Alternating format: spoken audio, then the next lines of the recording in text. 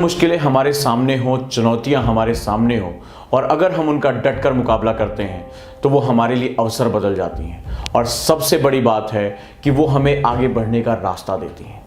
आइए इस बात को समझाने के लिए मैं आपको एक कहानी सुनाता हूँ। एक प्राचीन समय में एक राजा के राजमहल के रास्ते में एक बड़ा सा पत्थर पड़ा था जो कि उसके राजमहल के आने जाने वाले लोगों के पैरों में टकराता था। राजा छुपकर ये घटना अक्सर देखा करता था।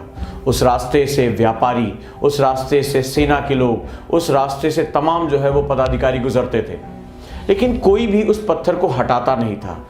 और ये जो पत्थर है ये लोगों के पैरों से टकराता था। कई लोग चीखते थे, गुस्सा करते थे और राजा को कोसते थे, पर लेकिन उसमें से किसी व्यक्ति ने उस पत्थर को हटाने का प्रयास नहीं किया। एक बार एक किसान वहां से गुजरा। उसके पीठ पर सब्जियों का एक बड़ा थैला था। उसके पैरों में भी वो पत्थर टकराया। उसने उस थैले को किनारे रखा और उसने निर्णय किया कि मैं इस पत्थर को किनारे करूंगा।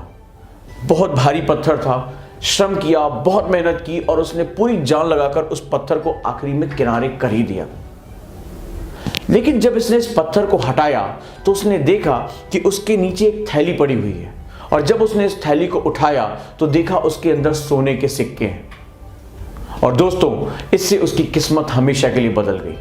ये बिल्कुल सच्चाई है। जब हम अपनी मुश्किलों से लड़ते हैं, अपनी कठिनाइयों से लड़ते हैं और अपनी क्षमताओं को बढ़ाते हैं तो धीरे धीरे वही कठिनाइयां हमारे लिए अवसर लेकर आती हैं। और कहा भी गया है कि अवसर का जन्म हमेशा मुश्किल के गर्भ से होता है। तो याद रखिएगा कि जब भी आपकी जिंदगी में बहुत मुश्किलें आए, जब भी कोई आपको बहुत परेशान करे, जब भी आपकी चुनौतियां बढ़ जाए तो यह समझ लीजिएगा ये अवसर दरवाजा खटखटा रहा है और इन्हीं मुश्किलों से आपकी सफलता का रास्ता निकल कर आएगा और आप अपनी मंजिल की तरफ